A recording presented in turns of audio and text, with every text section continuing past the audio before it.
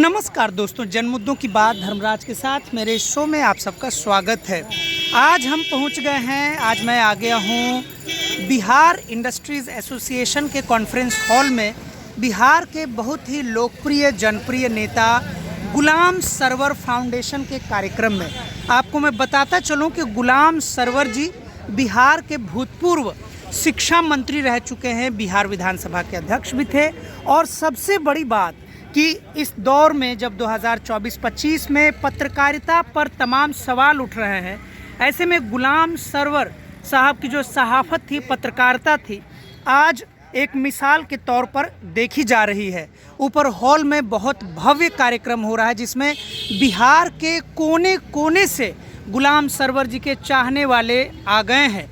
गुलाम server जी के नाम पर यह जो फाउंडेशन है, मूलतः जो वंचित समाज के शिक्षक हैं, जो गरीब बच्चे हैं, उनको पढ़ने पढ़ाने का मौका देते हैं। और जो ज़िंदगी में उनको लगता है कि एक अच्छी ज़िंदगी हो, दूरदृष्टि हो और पूरे भारत के भविष्य के बारे में सोचने की सलाहियत हो सके, इन तमाम मुद्दों पर गुलाम सरवर फाउंडेशन काम करते हैं। आइए हम समझते हैं कि आखिर गुलाम सरवर फाउंडेशन का यह जो प्रोग्राम है, गुलाम सरवर जी की भूमिका किस रूप में देख रहे हैं। हमारे साथ हैं इस कार्यक्रम के एक संयोजक सदस्य हैं। सर, आपका नाम क्या है?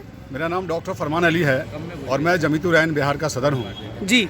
और गुलाम सरवर जी को अचानक से इतने सालों बाद याद किया जा रहा है। देखिए, बेसिकली बात यह है कि पिछले 10 साल से गुलाम सरवर फाउंडेशन, गुलाम सरवर साहब का जो सपना था, जो बिहार से लेकर के पूरे हिंदुस्तान के अंदर जो गुलाम सरवर साहब ने जो सपना देखा था, उस सपना को पूरा करने के लिए गुलाम सरवर फाउंडेशन और जमीतुर-ए-आइन बिहार मुस्तकिल पिछले 10 साल से ज़मीन पे काम कर रही है। 10 साल से काम कर रही है। गुलाम सरवर साहब का सपना ये था कि उर्दू बिहार की दूसरी लैंग्वेज हो, जो हो गया।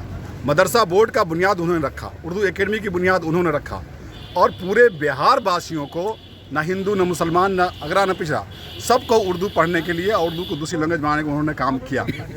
वो शिक्षा मंत्री भी रहे, एसपी का भी रहे, शेरे बिहार के नाम से जाने गए और कृषि मंत्री रह करके उन्होंने दुनिया छोड़ चले। लेकिन ये बदकिस्मती है बिहार के लोगों को कि उर्दू को सिर्फ मुसलमान का लैंग्वेज बना के रख दिया। वो उर्दू पत्रकारिता में एक बहुत बड़े सहाफ़ी रहे हैं जिन्होंने क्रांति दिया। उन्होंने सहाफ़त, उर्दू मीडिया को उन्होंने क्रांति दिया, जो संगम अखबार के नाम से जाना जाता है। और उनका सपना था कि हर घर शिक्षा हो, हर घर नौकरी हो, हर घर रोजगार हो।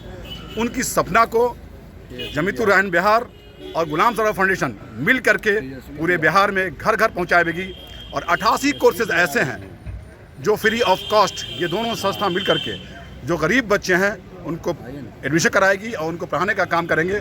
फ़र्क इतना है कि लोग हम लोगों तक पहुंच सके, ये दोनों संस्था के साथ पहुंच करके और अपने बच्चों को एडमिशन करा करके फ्री ऑफ कॉस्ट, सरकारी कॉलेज में कोई फीस नहीं लगेगी। 88 कोर्सेज बच्चे को कराया जाएगा जो 10वीं 11वीं 12वीं कर चुके हैं। ऐसे बच्चों को मैं अपील करूंगा इस पिछले समाज से कि आप हम लोगों से जुड़ें और अपने बच्चों को कोर्सेज कराएं फ्री ऑफ कॉस्ट। इस कॉलेज का कोई फीस नहीं लगेगा और घर घर जाकर के दीप जलाना, बच्चों को पढ़ाना, ये हम लोगों का दोनों तंजीमों का मकसद है। इस मकसद को सरवर साहब का सपना था, इस सपना को हम लोग पूरा करने के लिए अहद ले चुके हैं। हमारे साथ दूसरे सदस्य हैं। सर, आप गुलाम सरवर साहब को के नाम पर ये जो फाउंडेशन बना है, काम हो रहा है 10 साल से, तो आखिर बिहार जैसे पिछड़े राज्य में ऐसे फाउंडेशन सामने क्यों नहीं दिख पाते हैं, लोग पॉपुलर क्यों नहीं हो पाते हैं? ऐसा है कि आपने अभी 10 साल लिया है, सरकारी छुट्टी है गुलाम सरवर साहब के नाम से। अच्छा। आपने देख लीजिए, सरकारी छुट्टी ऑलरेडी, ऐसा नहीं है कि भूला गया है, ये 10 ही साल से नहीं चल रहा है, ऑलरेडी गुलाम सरवर साहब के जाने के बाद ही से कंटिन्यू चल रहा है। सर, अपना नाम भी बता दें। मेरा नाम गुफरान शाहीन हुआ, गुलाम सरवर फाउंडेशन का डायरेक्टर, मिथिलांचल का मैं डायरेक्टर हूँ। ठीक है, इस फाउंडेशन के तहत शिक्षा पे ज़्यादा जोर है हम लोग का काम करने का। और दूसरा, गुलाम सरवर जो है, आपको जफ़र आज़म साहब हैं, वो इनका गुलाम सरवर का फाउंडर भी है। उसके तहत हम लोग हाथ मजबूत करके पूरे बिहार में 38 जिला में शिक्षा का काम कर रहे हैं। गुलाम सरवर कोई गुमनाम आदमी नहीं है। गुमनाम आदमी काम की बात किया जाए तो आज के जो जितने भी एनेक्शन 1 में है, वो आज सरकारी जॉब में है, वो गुलाम सरवर का देन है। आज मदरसा बोर्ड जो देख रहे हैं, आज उर्दू का जो द्वितीय भाषा है वो गुलाम सरवर का देन है और सरकार ने उसको छुट्टी माना है और हम लोग उसका पालन करते हुए आगे बढ़ रहे हैं। हम डॉक्टर राहत अली साहब हैं। जल्दी आइए, ये हमारे बड़े भाईजान। हाँ सर, आपका नाम पहले बता दीजिएगा। मेरा नाम मोहम्मद इसरारुल हक पप्पू मोहम्मद इसरारुल हक उर्फ पप्पू जी। मदरसा बोर्ड के गठन का श्रेय गुलाम सरवर जी को जाता है। मदरसा पे तमाम प्रकार के आरोप लगते रहते हैं कि मदरसे में पता नहीं कैसी कैसी भारत विरोधी, हिंदुस्तान विरोधी तालीम दी जाती है। इस प्रकार से मदरसों को बदनाम किया जाता है। आप क्या कहें? मैं आपका चैनल का नाम जानना चाह रहा था। दैनिक अम्बेडकर। आप जब मेरा अम्बेडकरवादी नाम, है, आप हाँ। जब अम्बेडकरवादी है तो अम्बेडकरवादियों पर ऐसा ही इल्ज़ाम लगाया जाता है, ठीक है? हाँ। ये इल्ज़ाम है नहीं, इल्ज़ाम लगाया जाता है। और मदरसा बोर्ड को जो लोग बदनाम करते हैं वो खुद, आप संस्कृत बोर्ड को देख लीजिए, वहाँ एक भी कहीं शिक्षा नहीं है।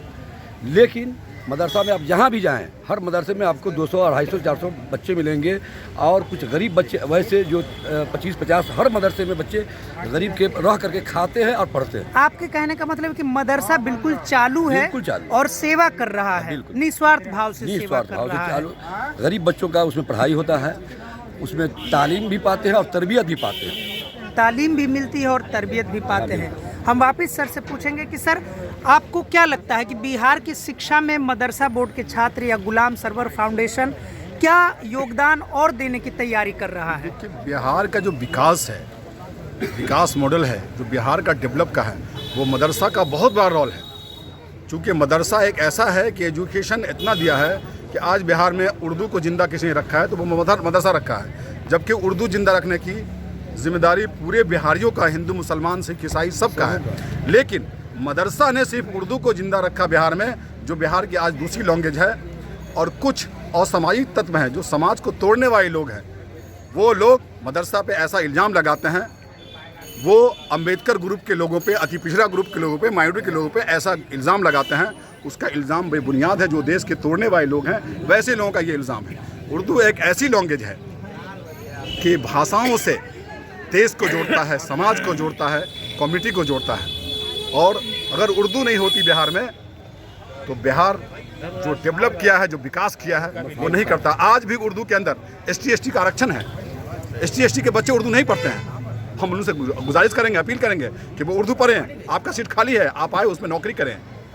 आज मैं गैर मुस्लिम हिंदू के बच्चे से, उसी में नौकरी है, नौकरी है, मैं हिंदुओं के बच्चे से कहूँगा कि आप ही उर्दू पढ़ें। उर्दू में जगह खाली है, आपकी जगह खाली है, आप उर्दू नहीं पढ़ते हैं। चूँकि आप उर्दू को मुसलमान की लैंग्वेज बना दिया है, ये गुमराहियत से बाहर निकलिए और पूरे बिहार वासी उर्दू को पढ़ें। और बिहार के साथ साथ पूरे हिंदुस्तान में उर्दू को दूसरी लैंग्वेज बननी चाहिए, यूपी के अंदर, बंगाल के अंदर। और उर्दू एक ऐसी चीज़ है कि समाज को जोड़ने का काम करता है। इसको हर हिंदुस्तानी को पकड़ना चाहिए। साथियों, हम आज का आखिरी सवाल सर से पूछेंगे। डॉक्टर राहत अली जी हैं। डॉक्टर राहत अली जी से हम पूछेंगे कि जब बिहार बहुत ज़्यादा पिछड़ा था, भारत की आज़ादी के तुरंत बाद हर क्षेत्र में हर राज्य संघर्ष कर रहा था, तब गुलाम सरवर जैसे नेता बिहार ने पैदा किया। आज गुलाम सरवर जैसे नेता होने में कहाँ पे चूक हो जा रही, कहाँ कुछ बाकी रह जा रहा है? देखिए, गुलाम सरवर सामाजिक न्याय के पुरोधा थे और वो आज गुलाम सरवर साहब ने जो लड़ाई लड़ी, 6 बार अपनी जेल में अपना समय, मतलब जेल में उनको डाल दिया गया। जो सामंती ताकत है, मनुवादी विचार वाले थे, फिर भी उन्होंने इनकलाब लिखा, उर्दू को दूसरी लैंग्वेज बनाया। और हमारे बिहार से न जाने कई डॉक्टर अभय कुमार JNU में उर्दू से PhD किए। और बहुत सारे हमारे भाई, ये उर्दू ज़ुबान जो है ना, किसी की बपौती नहीं है, ये सारे देश की दूसरी ज़ुबान है। और हम चाहते हैं कि हमारा उर्दू ज़ुबान जो है वो मीठी ज़ुबान है। हिंदी और उर्दू दोनों बहनें हैं, तो इस बहन को साथ हमारे जो है गुलाम सरवर साहब उन्होंने पिरोया, एक मोती की माला पिरोया जाता है वैसे ही बनाया। आज उनकी ही खराज अकीदत के लिए हम लोग यहाँ इकट्ठा हुए हैं और हम लोग उनके सम्मान में जो है उनको खराज अकीदत पेश कर रहे हैं। और साथ साथ उनको कह रहे हैं कि सामाजिक न्याय के अगर पुरोधा थे तो वही थे, उनको भी भारत रत्न मिलना चाहिए। गुलाम सरवर साहब को भी भारत रत्न मिलना चाहिए। जी साथियों, आप देख रहे थे कि कैसे उस दौर में जब बिहार में तमाम प्रकार के संकट थे, चुनौतियां थी, गरीबी थी, पिछड़ापन था, ऐसे में गुलाम सरवर जैसे एक नायक का पैदा होना, नेता का पैदा होना, जो न केवल अपने जाति, समाज, अपने क्षेत्र के लिए बल्कि पूरे भारत के भविष्य को इस कदर संवरते देखना चाहते थे कि उन्होंने संगम नाम से बेहतरीन, पहले वीकली पत्रिका निकालते थे, बाद में रोज़ाना निकालने लगे। गुलाम सरवर जी के योगदान को अगर आज वर्षों बाद याद करने की नौबत आई है तो इससे आप समझ सकते हैं कि गुलाम सरवर साहब ने किस प्रकार से निस्वार्थ भावना से बिहार की तरक्की के लिए अपना सब कुछ कुर्बान कर दिया। अगर आपको मेरा चैनल दैनिक अम्बेडकर अच्छा लगता है तो आप सबसे गुजारिश है कि आप इसे लाइक करें, सब्सक्राइब करें और अधिक से अधिक लोगों तक इसे पहुंचाएं। आज के लिए इतना ही, आगे हम फिर मिलेंगे अगले मुद्दे पर। तब तक के लिए शुक्रिया, धन्यवाद।